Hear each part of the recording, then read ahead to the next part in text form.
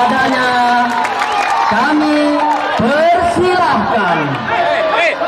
Allahumma sholli ala Muhammad ya Rabbi sholli alaihi.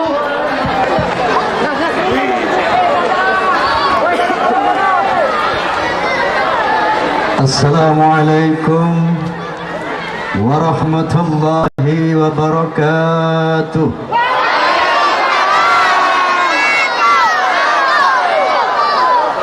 Bismillahirrahmanirrahim.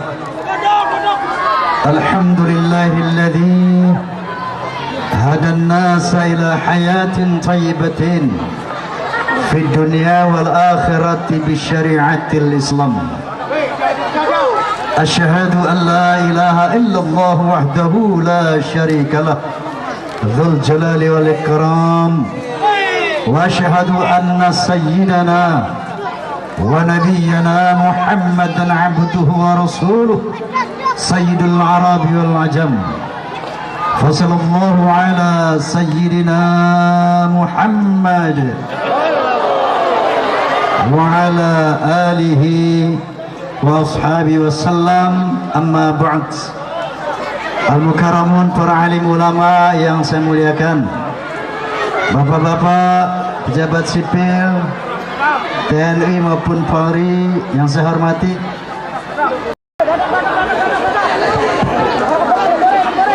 hadirin wal hadirat rahimakumullah. Sekian lama engkau menunggu untuk kedatanganku. Betul? Betul? Bukankah aku telah berjanji kita jumpa di sini, ku datang. Kini ku datang padamu, senyumlah. Sambutlah kedatanganku. Terus, terus, udah. Hadirin wal hadirat, kita baru saja meresmikan sebuah masjid Baitut Taqwa.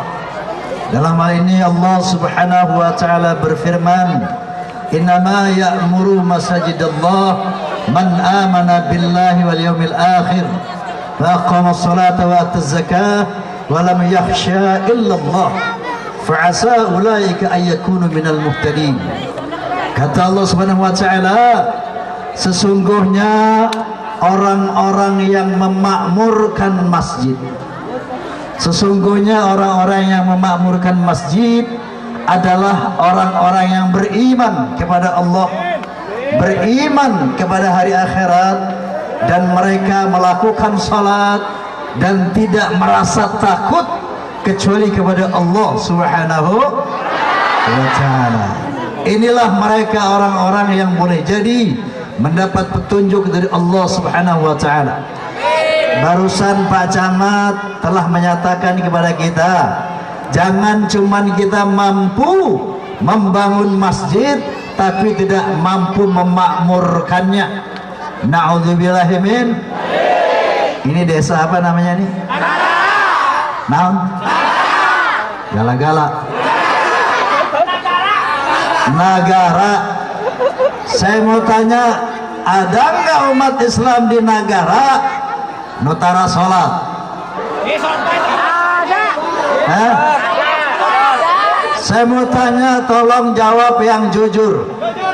Ada nggak umat Islam di Nagara nutara sholat? Subuh doang.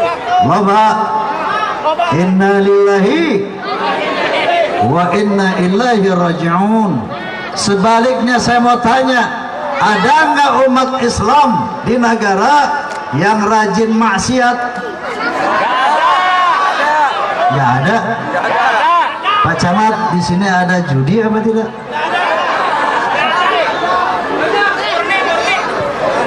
Ada narkoba apa tidak? Hei, saya mau tanya, tahu nggak kenapa ada orang Islam nggak mau sholat, bahkan rajin maksiat? Mau tahu sebabnya? Mau tahu sebabnya?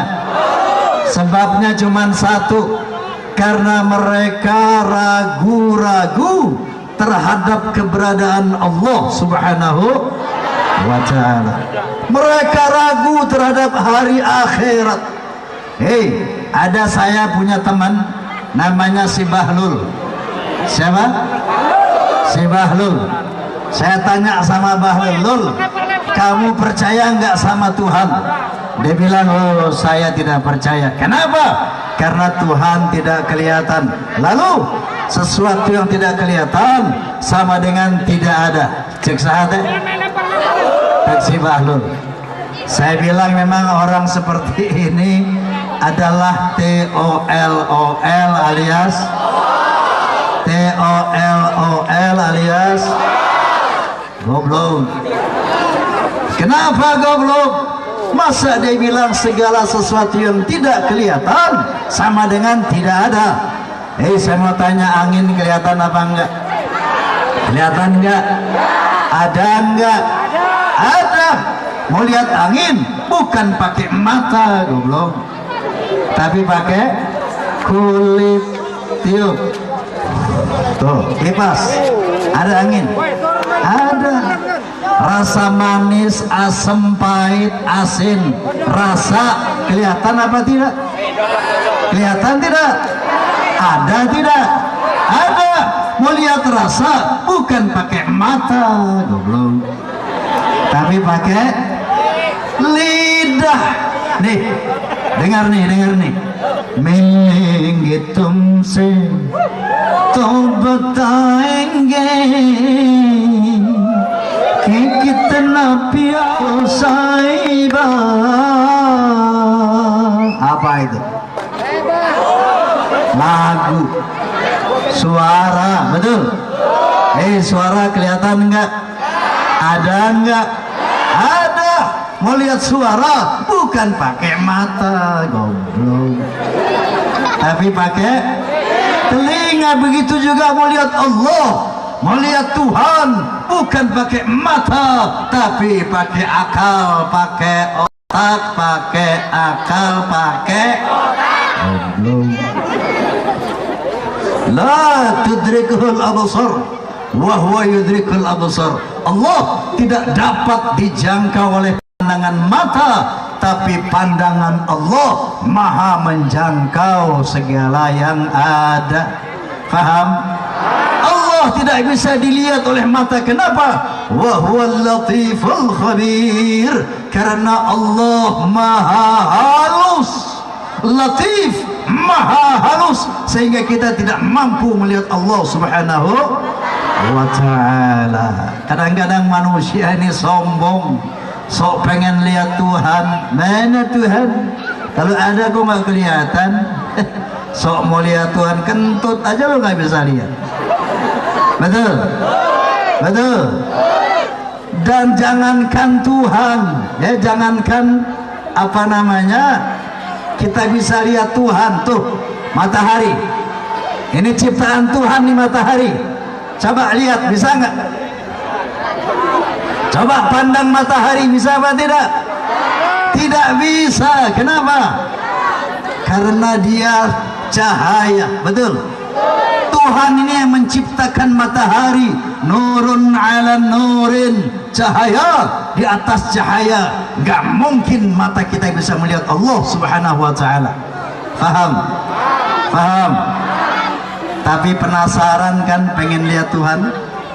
Penasaran kan? Manusiawi. Dulu juga ada seorang nabi yang kepengen lihat Tuhan. Kisahnya diabadikan oleh Allah Subhanahu wa ta'ala dalam Al-Quranul Karim. Nabi siapa namanya? Masih ingat? Nabi Musa alaihissalam. Itu kisahnya, kata Allah, walamma jaa Musa limiqatina wa kallamahu rabbuh. Ketika Nabi Musa datang ke satu tempat yang telah ditentukan oleh Allah Subhanahu wa taala, wa kallamahu rabbuh, maka berkata-kata Tuhan dengan Nabi Musa. Nabi Musa ngobrol sama Allah Subhanahu wa taala. Qala rabbi arini anzur ilaika. Kata Nabi Musa, wahai Allah, tolong perlihatkan dirimu dong, aku kepingin melihat engkau. Qala lan tarani. Kata Allah, tidak mungkin Musa, kamu tidak mungkin bisa melihat aku. Walakin anzur ila jabali fa in istaqarra makanahu fasawfa tarani. Tapi baik Musa, kamu lihat gunung di sebelah kamu, aku akan memperlihatkan diriku kepada gunung itu. Seandainya gunung batu yang tinggi menjulang itu masih berada pada tempatnya setelah aku perlihatkan diriku, sangat boleh jadi engkau juga bisa melihat aku Musa. Falamma tajalla rabbuhu lil jabali ja'alahu dakaw wa kharra Musa sa'iqa. Begitu Allah memperlihatkan dirinya kepada gunung, maka gunung batu yang begitu kokoh tinggi menjulang hancur lebur rata dengan tanah. Wa kharra Musa sa'iqa. Maka Nabi Musa pun pingsan melihat kedahsyatan Allah Subhanahu wa taala. Gunung batu yang begitu hebat hancur diperlihatkan diri Allah kepadanya, apatah lagi kita manusia. Paham? Paham? Jadi di dunia ini kita nggak akan pernah bisa melihat Allah, karena Allah itu nurun ala nurin, cahaya di atas cahaya.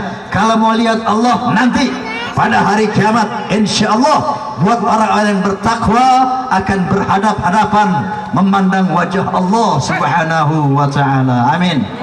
Amin. Tapi untuk meyakini keberadaan Allah di dunia ini bukan dengan melihat fisiknya, bukan dengan melihat zatnya, tapi dengan memperhatikan alam ciptaannya. Faham?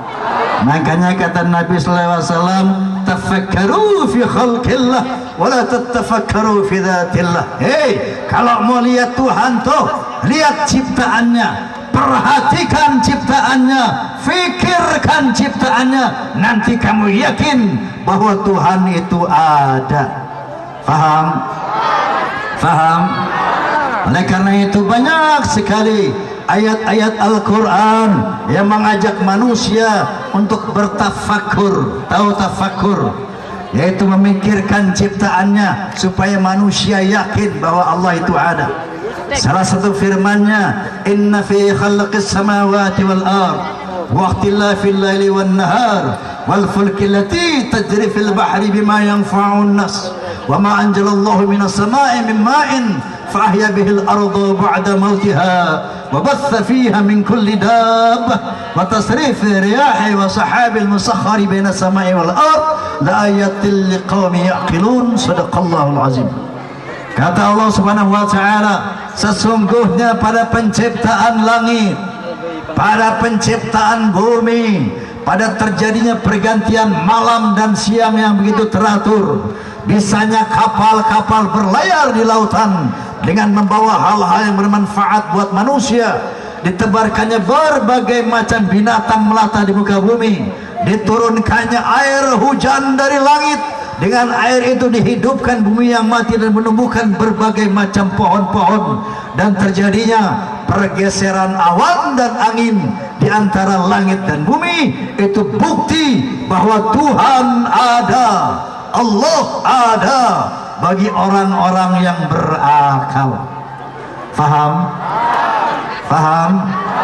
Nah, jadi alam ini bukti dengan keberadaan Allah.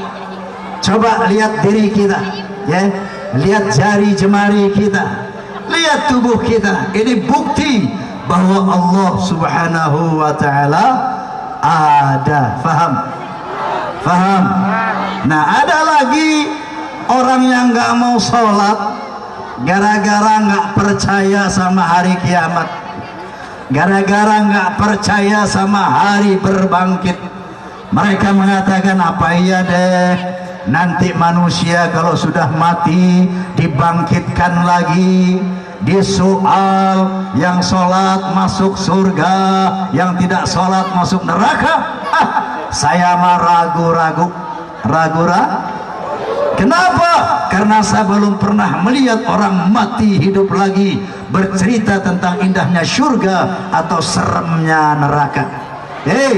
Buat orang yang ragu-ragu tentang hari kiamat, Allah subhanahu wa ta'ala menegur anda dalam firman-Nya, qul in kuntum fi raibin minal ba'thi fa inna khalaqnakum min turab thumma min nutfah thumma min 'alaqah thumma min mudghah.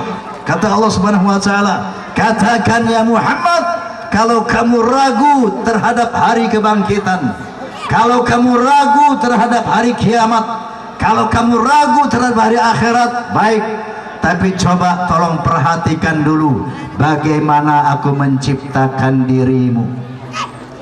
Jadi Bapak Ibu yang ragu-ragu sama hari kiamat, nanti pulang cari kaca yang besar. Ya Pak ya? Ya Bu ya? Oh Ibu, dengar enggak? Nanti pulang cari kaca yang besar, ngaca ya. Kalau perlu telanjang, jangan pakai baju. Kalau kamu ragu-ragu kata Allah tentang hari akhirat, coba perhatikan bagaimana aku menciptakan badanmu yang cantik dan ganteng itu. Kata Allah subhanahu wa ta'ala, inna khalaqnakum min turab thumma min nutfah thumma min 'alaqah thumma min mudghah. Aku ciptakan badanmu dari tanah, kemudian tanah itu diproses menjadi sperma. Tahu sperma? Sperma itu air mani. Tahu air mani? Ternyata goblok. Kemudian kata Allah, dari air mani itu aku proses kamu. Ahlan wa sahlan.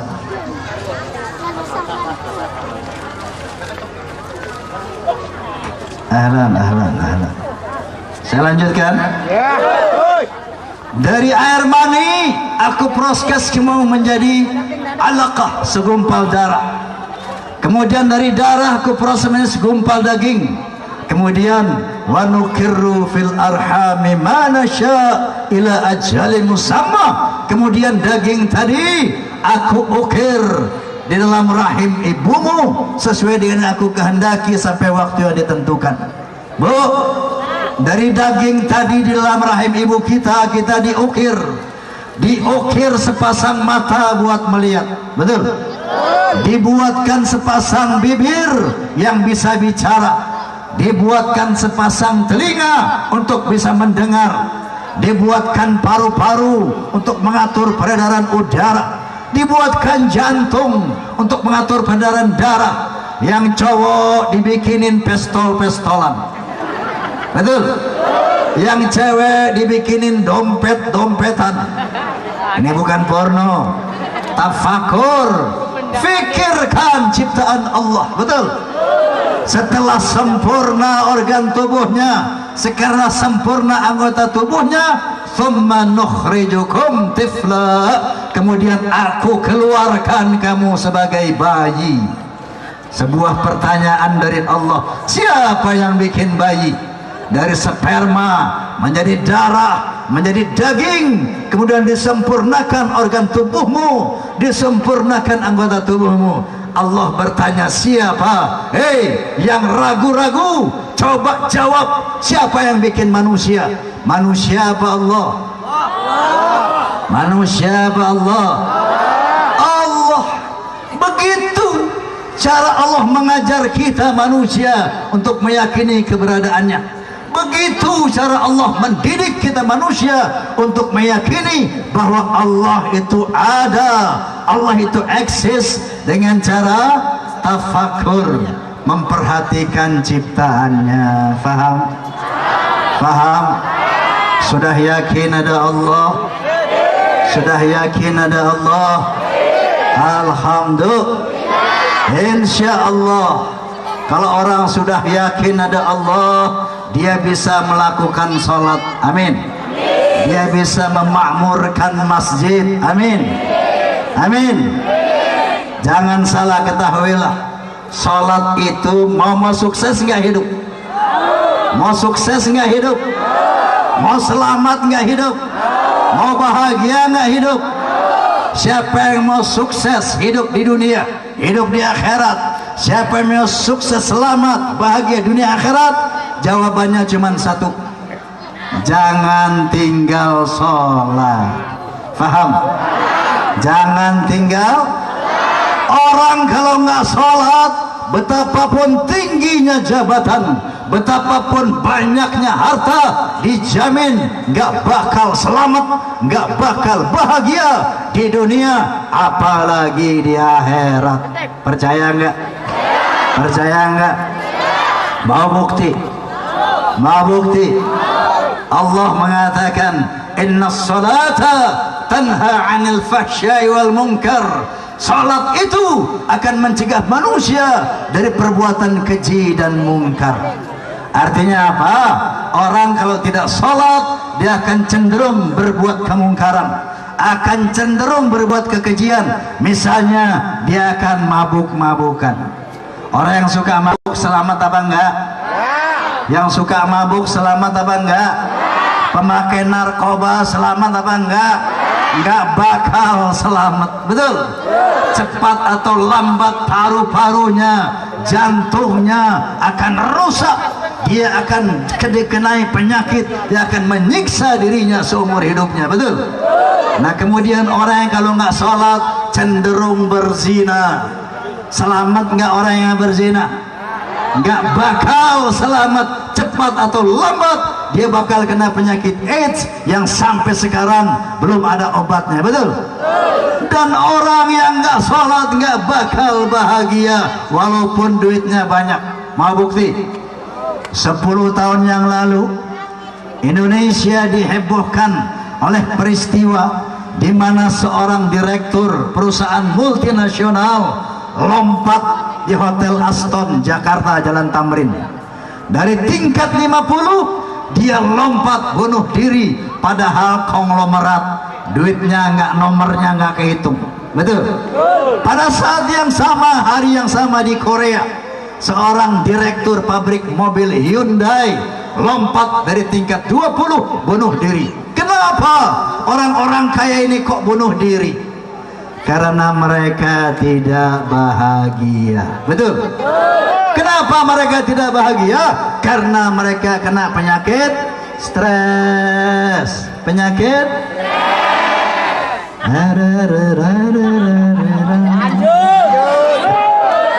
betul? Kenapa orang kaya itu kena penyakit stres? Karena banyak permasalahan hidupnya yang deadlock, yang tidak punya jalan keluar, sehingga menimbulkan penyakit stres. Hei, orang kaya kalau banyak persoalan, nggak ada jalan keluar, stres. Orang kaya stres bunuh diri. Betul? Tapi kalau orang miskin stres ngerampok. Benar? Betul? Nah, jadi orang sholat dijamin nggak bakal kena penyakit stres.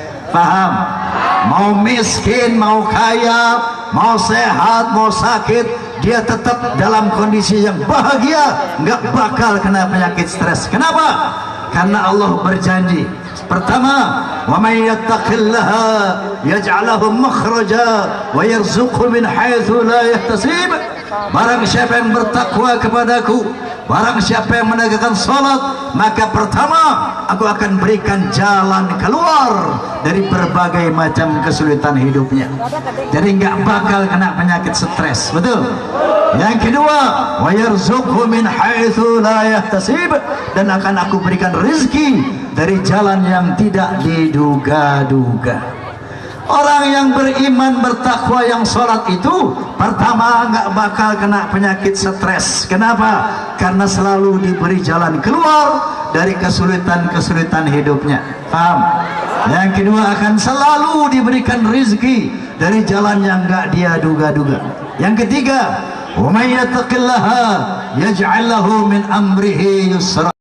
Barang siapa yang bertakwa kepada Allah akan dimudahkan segala urusannya.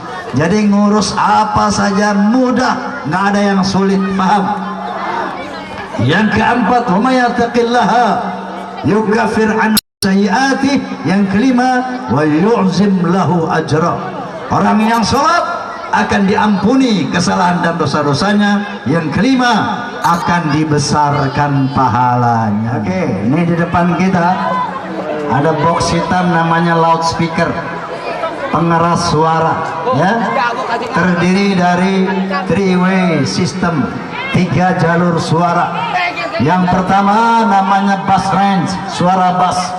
Yang kedua namanya mid range. Coba ini yang pakai payung di depan, duduk. Saralik. Yang berdiri di depan sini duduk, menghalangi yang belakang gitu. Coba sini juga, duduk ya. Duduk.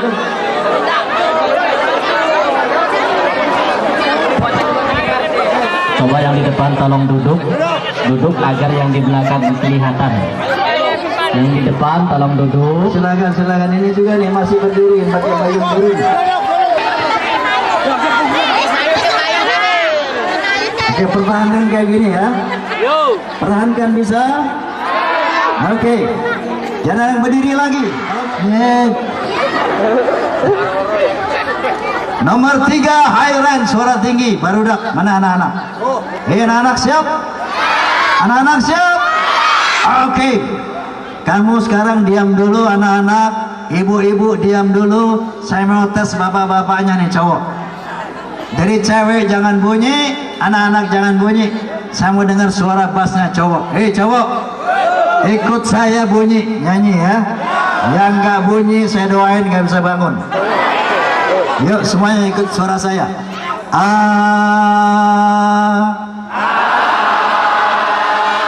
Itu suara bass.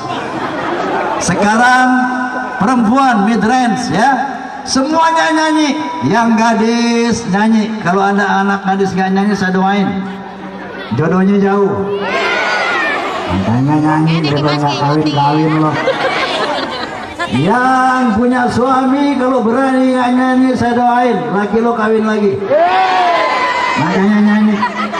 Nenek-nenek juga nyanyi ya. Kalau gak nyanyi, saya doain biar gak bisa kentut 3 bulan. Perempuan, ambil suara semuanya.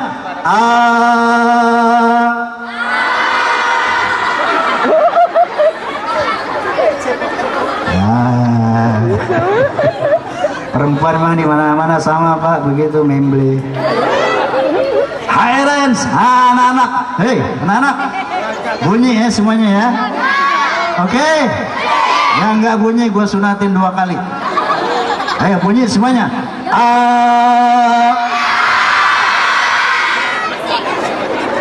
Anak-anak memang kayak cabai rawit, sedikit tapi pedas. Oke, bass range, mid range, high range, suara bass, suara tengah, suara tinggi, cowok, cewek, anak-anak nyanyi semua. Oke? Tapi anak-anak suara kecilin sedikit, maklum gak kedengeran tuh. Oke, semuanya ambil suara, semuanya.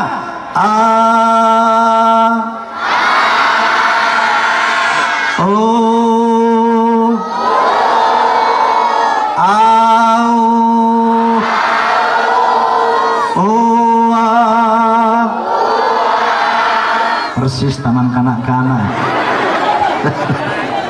Oke, sekarang kita latihan kur. Kur yang pertama ada 2 kur. Yang pertama namanya wirid hey. Apa? Wirid hey. Caranya lihat, gampang. Kalau tangan saya jatuh bunyi hey, gampang kan? Tangan jatuh bunyi hey, bisa? Bisa? Oke, semuanya coba. Iya.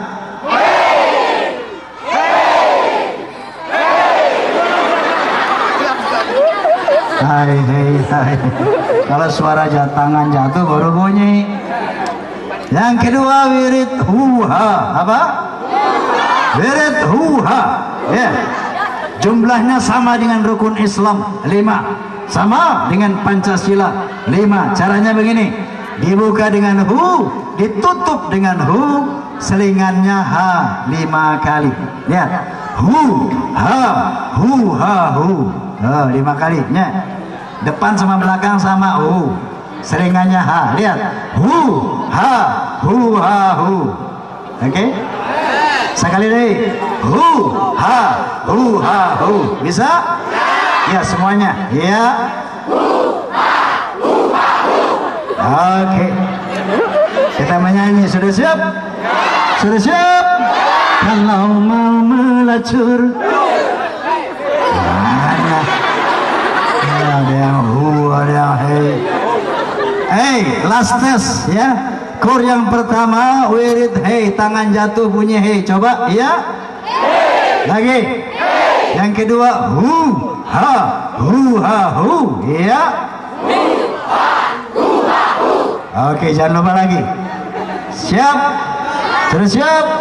Kalau mau melacur, harus pakai uang. Kalau mau berjudi, harus pakai uang.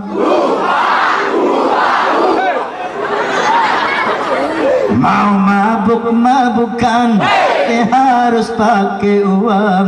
Mau haram-haraman, harus pakai uang. Ternyata jalan ke neraka mahal harganya, walaupun mahal anehnya banyak yang suka. Betul? Betul? Saking cintanya Allah kepada manusia, itu yang namanya neraka ditarif dengan harga mahal. Coba lihat jalan-jalan menuju neraka, main judi bayar apa enggak? Mabuk-mabukan bayar apa enggak? Melacur bayar enggak? Enggak bayar, benjol kepala kamu. Betul? Sebaliknya surga ditarif dengan harga murah, bahkan gratis. Percaya? Yuk kita lihat jalan-jalan menuju surga. Melaksanakan zakat hanya bagi yang mampu, melaksanakan haji hanya bagi yang mampu.